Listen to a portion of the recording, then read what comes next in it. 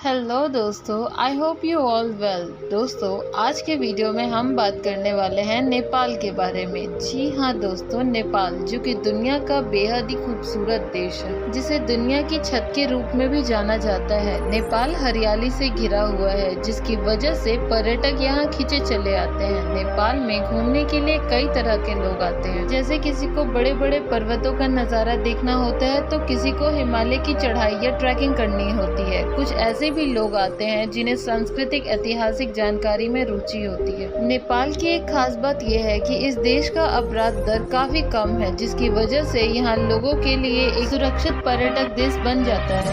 आधिकारिक रूप से नेपाल संघीय लोकतांत्रिक गणराज्य दक्षिण एशिया का 26.4 मिलियन जनसंख्या वाला बंदरगाह विहीन देश है। ये एक बहुजातीय देश है जिसकी आधिकारिक भाषा नेपाली है। नेपाल के उत्तर में चाइना का बॉर्डर और पूर्व पश्चिम और पश्चिम में भारत का बॉर्डर है। कम भारतीय ग्वालियर और भारतीय राज्य सिक्किम की वजह से नेपाल में ना ही बांग्लादेश का बॉर्डर है और ना ही भूटान। नेपाल हिमालय में बसा हुआ है और दुनिया के 10 सबसे ऊंचे पर्वतों का घर है, जिसमें माउंटेन एवरेस्ट भी शामिल है। नेपाल क्षेत्रफल के हिसाब से दुनिया का 93rd सबसे बड़ा देश है और जनसंख्या के हिसाब से ये दुनिया का 41 सबसे बड़ा देश है। नेपाल की स्थापना 18वीं शताब्दी में की गई थी। नेपाल के प्राचीन आधुनिक किंगडम का नेतृत्व शाह साम्राज्य से किया गया था। नेपाल उन एशियाई देशों में से एक है जो कभी उपनिवेश नहीं हुए। काठमांडू नेपाल की बेहद ही आकर्षक राजधानी है। काठमांडू एक ऐसा शहर है जहां 15 लाख से भी ज्यादा लोग रहते हैं। ये शहर 14,000 मीटर की ऊंचाई पर मौजूद है, जिसकी वजह से पूरे साल यहाँ ठंडक रहती है और लोगों को यहाँ ट्रैवल करने में बेहद मजा आता है। काठमांडू अपने मठों, मंदिरों और आध्यात्मिकता के साथ साथ शांति वाले जगहों के रूप में भी जाना जाता है। इस देश का आधिकारिक हिस्सा प्राकृतिक सुंदरता और हिमालय के पर्वत श्रेणियों के अंतर्गत बसा होने के कारण शुरू से ही इस देश में विभिन्न जनजातीय विशेष का अधिवास रहा है। जैसा कि हमने आपको पहले ही बता दिया है कि नेपाल में विभिन्न जनजातीय समुदायों का अधिवास है, जिसके वजह से इनमें से अधिकतर जनजातियों की खुद की अपनी स्वतंत्र भाषाएं होती हैं। वैसे तो नेपाल में आमतौर पर बोली जाने वाली भाषा नेपाली है, जिसे राष्ट्रीय भाषा और आधिकारिक भाषा का स्थान प्राप्त है। बात करें नेपाल में प्रयोग की जाने वाली अन्य भाषाओं की, तो देश में मैथिली, तमंग, थारू, भोजपुरी, बजिका